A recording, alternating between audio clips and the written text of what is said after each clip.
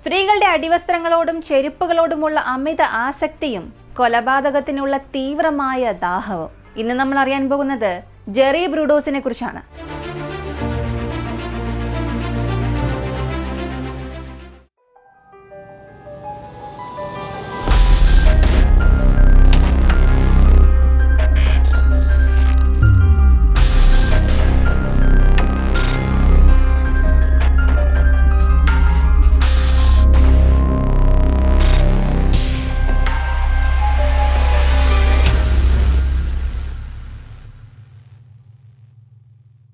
Jerry Brudos 1939 ജനുവരി മാസം 31 ദക്ഷിണ ഡക്കോട്ടയിലെ വെബ്സ്റ്ററിൽ ജനിച്ചു.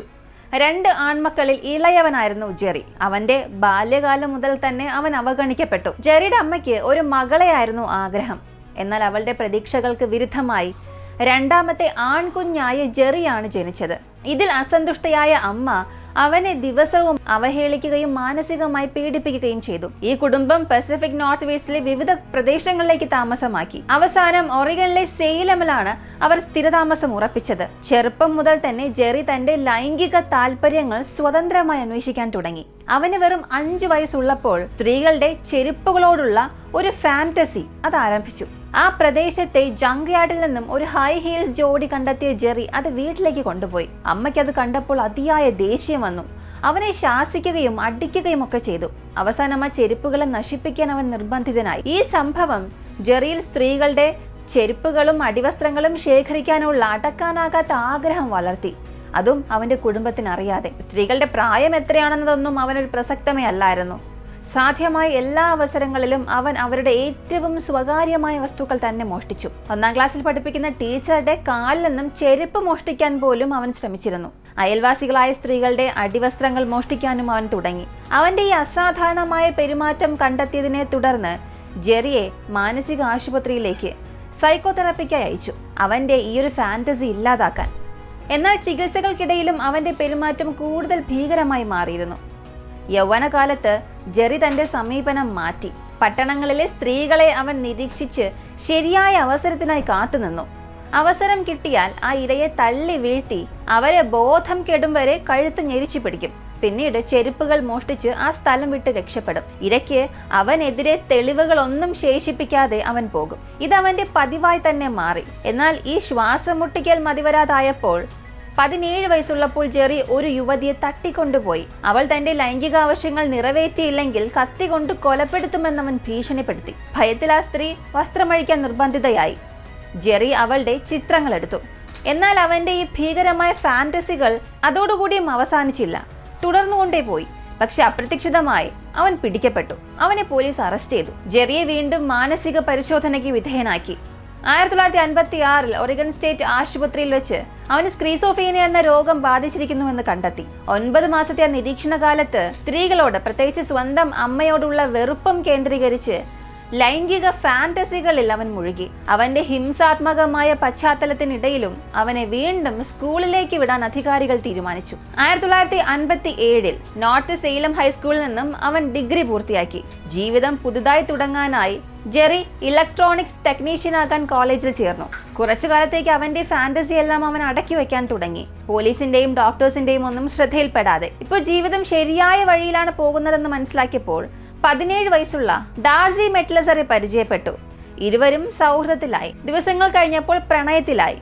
ഡാർസിയുടെ മാതാപിതാക്കൾ ഈ ബന്ധത്തെ എതിർത്തിട്ടും 1961 ഇവർ വിവാഹിതരായി. പോർട്ട്ലാൻഡ് ഒറിഗണിലെ ഒരു നഗരത്തിൽ അവർ താമസമാക്കി. അവിടെ ഡാർസി തന്റെ ഭർത്താവിനെ കുറിച്ച് അവൾ ഒരിക്കലും ചിന്തിച്ചിട്ടില്ലാത്ത, സങ്കല്പിച്ചിട്ടില്ലാത്ത സത്യങ്ങൾ അറിയാൻ തുടങ്ങി. അവിടെ താമസം തുടങ്ങിയതോടെ ജെറിക്ക് അസാധാരണമായ ബ്ലാക്ക് ഔട്ടുകളും തീവ്രമായ മൈഗ്രെയിൻ വേദനകളും തുടങ്ങി.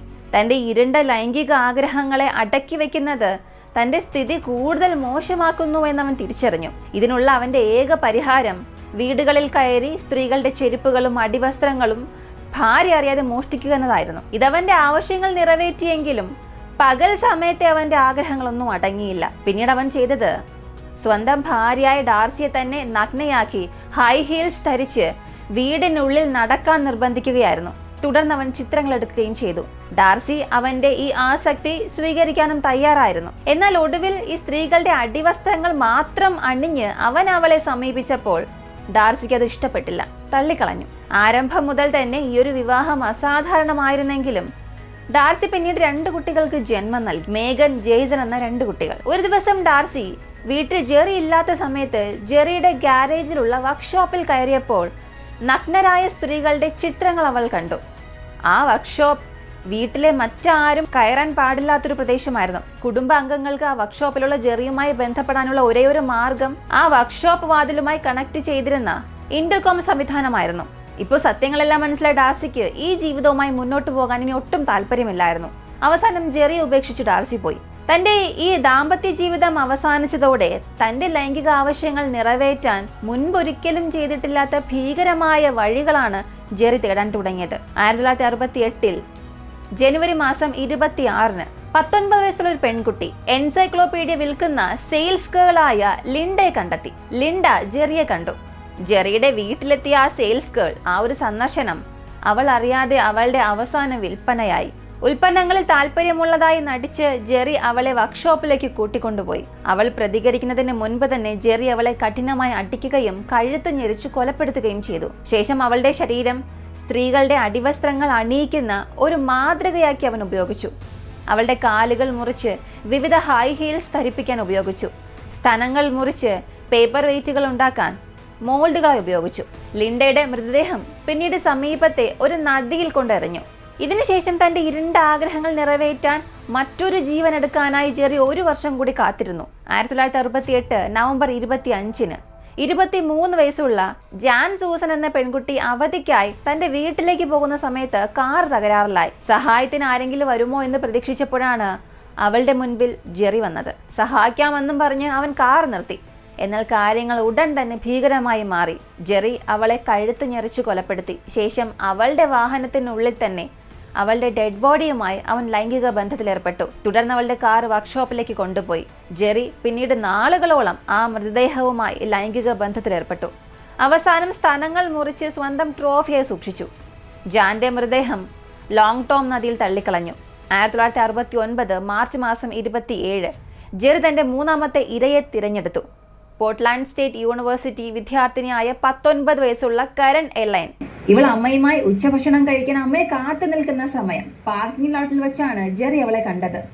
തോക്കിന്റെ ഭീഷണിയിൽ അവളെ ജെറിയുടെ കാറിൽ കയറാൻ നിർബന്ധിച്ചു. വർക്ക്ഷോപ്പിലെത്തിയ ശേഷം നഗ്നയാക്കി സ്ത്രീകളുടെ അടിവസ്ത്രങ്ങൾ അണിയിച്ച് ചിത്രങ്ങൾ എടുത്തു. ശേഷം ജെറി കാരനെ പീഡിപ്പിച്ചു. ഒടുവിൽ സീലിംഗിൽ ഘടിപ്പിച്ചിരുന്ന ഹൂക്കിൽ തൂക്കി കൊലപ്പെടുത്തി. തന്റെ പതിവാചാരം പൂർത്തിയാക്കാൻ മൃതദേഹം വീണ്ടും പീഡിപ്പിച്ച് സ്തനങ്ങൾ മുറിച്ച് ജാന്റെ മൃതദേഹം തള്ളിയ അതേ നദിയിലേക്കാണ് കാരന്റെ ശരീരവും തള്ളിയത്. എന്നാൽ പെട്ടെന്ന് ഈ ഒറിഗണിൽ സ്ത്രീകൾ അപ്രത്യക്ഷരാകുന്ന വാർത്ത ആ ഗ്രാമം മുഴുവനും പടരാൻ തുടങ്ങി. അവസാനം ജെറിയുടെ വീട്ടിൽ അവസാനം നടന്ന കൊലപാതകം 19 വയസ്സുള്ള ലിൻഡ ഡോൺസിയിലായിരുന്നു. ലോയ്ഡ് സെന്ററിൽ ഷോപ്പിംഗ് കഴിഞ്ഞ് മാൾ പാർക്കിംഗ് ലോട്ടിൽ നിന്നും അവളെ അവൻ തട്ടിക്കൊണ്ടുപോയി. കൊലപാതകം ജെറിക്ക് ഒരു പതിവായി തന്നെ മാറി. ചിത്രങ്ങൾ എടുക്കുക, പീഡിപ്പിക്കുക, കഴുത്ത് ഞെരിക്കുക, മൃതദേഹം വീണ്ടും പീഡിപ്പിക്കുക, തന്റെ വിലപ്പെട്ട ട്രോഫി എടുക്കുക. വീണ്ടും അവളുടെ ശരീരം ലോങ് ടോം നദിയിൽ തള്ളിക്കളഞ്ഞു. എന്നാൽ പിന്നീട് ജെറിയുടെ ഈ ക്രൂരതകളെല്ലാം അവസാനിക്കാൻ സമയമായിരുന്നു. ഒരു ദിവസം ഒരു യൂണിവേഴ്സിറ്റി വിദ്യാർത്ഥി പോലീസിന് ഒരു ചെറിയ വിവരം നൽകി. വെളുത്ത മുടി, ഫ്രക്കിൾസ് ഉള്ള ഒരു ഭാരം കൂടിയ പുരുഷൻ. ഇയാൾ ക്യാമ്പസിലുള്ള സ്ത്രീകളുമായി ഇടയ്ക്കിടെ സംസാരിക്കാനും കാണാനും ഒക്കെ ശ്രമിക്കുന്നുണ്ട് എന്ന്. 1969 ഏപ്രിൽ മെയ് മാസങ്ങളിൽ ലിൻഡയുടെയും കാരന്റെയും മൃതദേഹം കണ്ടെടുത്തു. ഓട്ടോ പാർട്സുകൾ ഉപയോഗിച്ച് ഭാരമാക്കി അസാധാരണമായ കെട്ടുകളാൽ ബന്ധിച്ച നിലയിലായിരുന്നു ശരീരങ്ങൾ. ഇവരുടെ പോസ്റ്റ്മോർട്ടം റിപ്പോർട്ടും തെളിവുകളും എല്ലാം ജെറിയിലേക്ക് വിരൽ ചൂണ്ടിയതോടെ പോലീസ് അവന്റെ വീട് പരിശോധനയ്ക്കായി വാറന്റ് വാങ്ങി. ആദ്യം എല്ലാം സാധാരണമായി തന്നെ തോന്നി. എന്നാൽ പിന്നീട് മറഞ്ഞിരുന്ന വർക്ക്ഷോപ്പിൽ സ്ത്രീകളുടെ വസ്ത്രങ്ങൾ, മുള്ളുള്ള വയർ, കയർ, ഇരകളുടെ ചിത്രങ്ങൾ, ഹൈ ഹീൽസ് എല്ലാം കണ്ടെത്തി. 1969 ജൂൺ 3 3 കൊലപാതക കുറ്റങ്ങൾ ചുമത്തി ജെറി അറസ്റ്റ് ചെയ്തു. ചോദ്യം ചെയ്യലിനിടെ അവൻ എല്ലാ കൊലപാതകങ്ങളും വിശദമായി തന്നെ സമ്മതിച്ചു. ജാൻ വിറ്റ്നിയുടെ മൃതദേഹം വില്ലാമെറ്റ് നദിയിൽ റെയിൽവേ ഇരുമ്പിൽ കെട്ടിയിട്ടിരിക്കുന്നതായും അവൻ പറഞ്ഞു. അവസാനം വിചാരണയ്ക്ക് ശേഷം ജഡ്ജി 3 തുടർച്ചയായ ആജീവനാന്ത തടവിന് ശിക്ഷിച്ചു.